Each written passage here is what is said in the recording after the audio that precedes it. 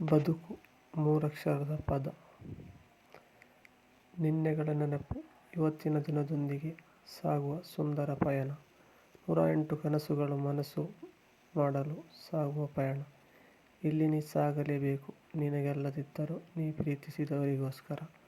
ನೀನೊಬ್ಬನೇ, ನೀ ನಡೆಯುವ ಹಾದಿಯಲ್ಲಿ ಎದುರಾಳಿಗಳಿರಬಹುದು, ವೈರಿಗಳಿರಬಹುದು, ಶತ್ರುಗಳಿರಬಹುದು. ಇದನ್ನು ಲೆಕ್ಕಿಸದೆ ನೀ ನಡೆಯಲೇಬೇಕು, ನಿನ್ನ ಪ್ರೀತಿಸಿದವರಿಗೋಸ್ಕರ. ನಿನ್ನ ಗುರಿ ಸಾಧಿಸಲೇಬೇಕು. ಬೆಳೆಸು ಜನಗಳಿಂತ ತುಳಿಯೋ ಜನಗಳೇ ಜಾಸ್ತಿ. ನಿನ್ನ ದಾರಿ ನೀನೇ ಹುಡುಕಬೇಕು. ಆ ದಾರಿಯಲ್ಲಿ ಮತ್ತೊಬ್ಬರಿಗೆ ಇನ್ಸ್ಪೈರ್ ಆಗಬೇಕು.